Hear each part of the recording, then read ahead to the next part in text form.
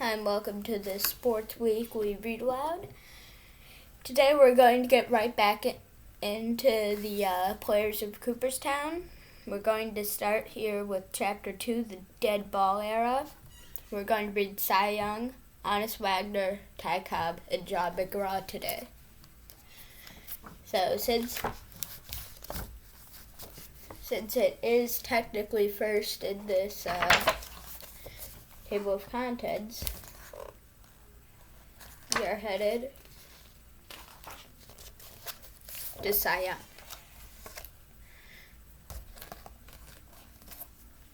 Shortly after being signed by Canton of the Tri-State League in 1890, 23-year-old Denton True Young was spotted warming up against a wooden fence on a farm in Ohio.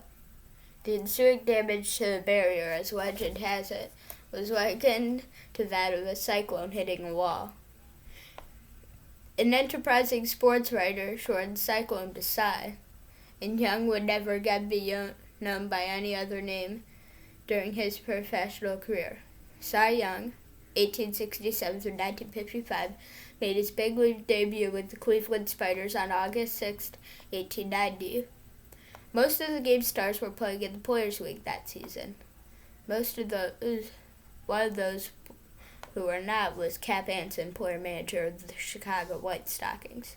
Young spodes in his inaugural outing. Anson had scouted Young while he was in Canton and rejected him as being just another big farmer. When Cy beat the White Stockings 8-1 and allowed only 3 hits, Anson strove to purchase him from Cleveland. Throughout the 1890s, Young, Kid Nichols, and Amos Brucey vied for recognition as the top pitcher in the game. Although Nichols pitched for the best team and collected the most wins, and Brucey regularly logged the most strikeouts and lowest ERAs, it was Young who reached the top of the league in all 3 departments. He blended stamina, skill, and excellent control in almost equal measures to make him a pitcher who rarely had a bad game. A pennant for the Spiders never materialized, however. When attendance sagged in Cleveland, Young and most of the team's other stars were shipped to St. Louis in 1899. Turning 33 years old in 1900, Young slipped to 19 wins, his lowest output since his rookie season. Speculation that he was nearly through gave St. Louis some consolation when Young deserted to the club to South Boston in the newly reorganized American League. Rumors of Young's imminent departure from the game soon were dispelled after he led the yearling Major League wins in 1901 that repeated his feat the next 2 years. Cy went on to win 20 more games, 6 times for Boston, to pitch on to 2 pennant wins, and participate in the first modern World Series in 1903. Perhaps the finest effort of his career came on May 5, 1904, when he pitched a perfect game to beat Rube Waddell of the Philadelphia Athletics 3-0. Sold to Cleveland at age 42 in 1909, Young again defied time by leading the Nats mound staff with 19 wins. It was his last good season. 2 years later, after winning 7 games in a campaign split between Cleveland and the Boston Braves, Young retired with 511 career victories. To the day he last took off his uniform, he boasted that he never had a sore arm or spent a single minute at the trainer's table.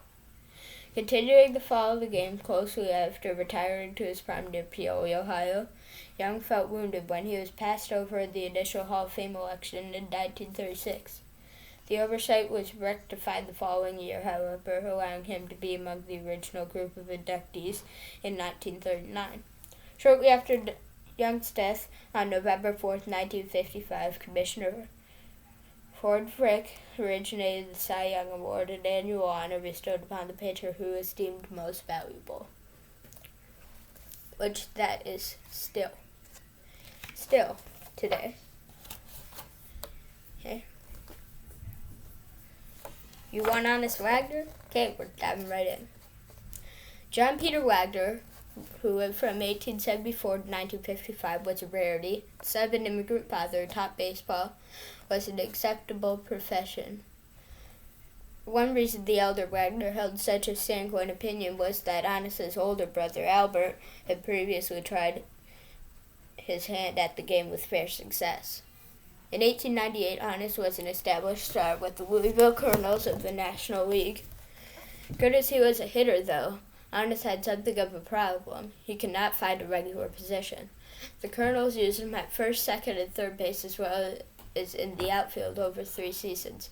When the franchise folded after the 1899 season, owner Barney Dreyfuss, who also owned the Pittsburgh Pirates, was permitted to take his best players to the Steel City with him. He retained Wagner, a .336 hitter, in 1899. Player manager Fred Clark, who we read about yesterday, used Wagner mainly in the outfield. In 1900, it was rewarded when Honest won the first of his record 8 National League batting titles and also led the Loop in doubles, triples, and slugging average. When Bones always slugged to .208 in 1901, Wagner spelled him for nearly half the season at shortstop.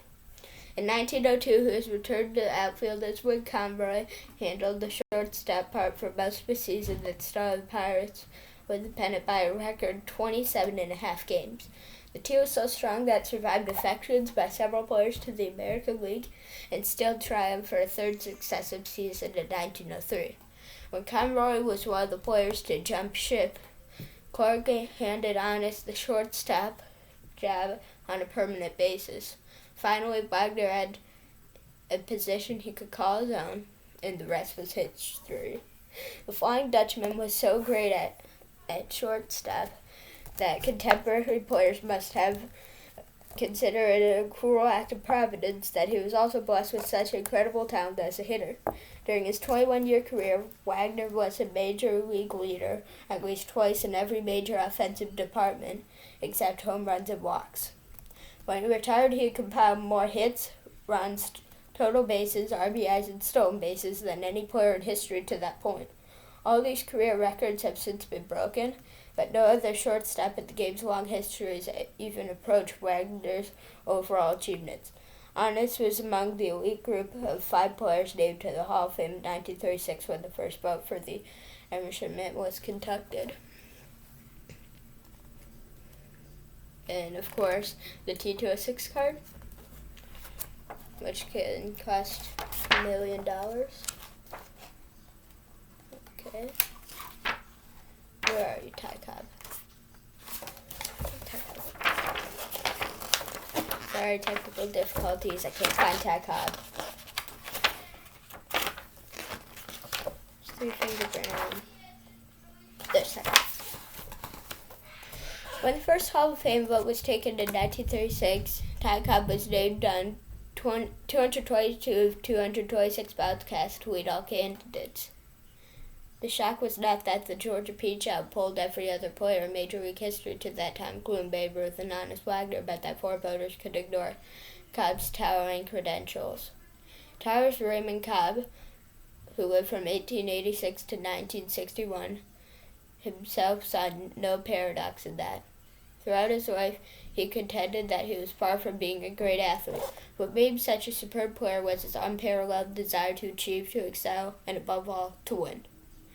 No better story illustrates both his fiery determination and the reason for his unpopularity with opponents and teammates alike than the one told about in 1905 for a kiss between Cobb and Nat Brucker, his roommate, while both were playing in the minors for Augusta.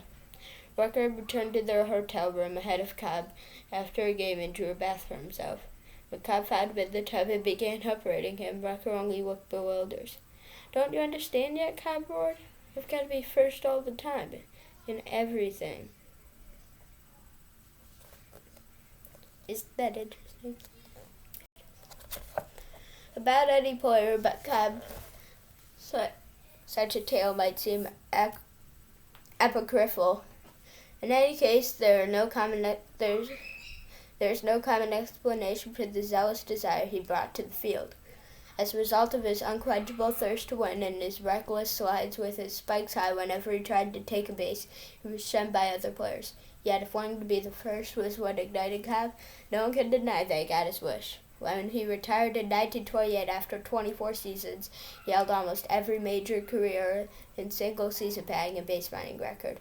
Most have since been broken, owing largely to today's longer schedule, but one that almost certainly will never be is his mark for the highest career batting average. Precious few players in the past half-century managed to hit .367 for one season, let alone a 24-year period. Cobb's deepest regret was this 1909 World Series when the Tigers took the Pirates to 7 games before succumbing. Only 22 years old at the time, playing on his third consecutive American League Championship team, Cobb seemed destined to play many more World Series before he was done. Sadly, the 1909 Classic proved to be his last taste of the postseason competition. Whether playing for an also-ran or a contender, though, Cobb gave the same relentless effort.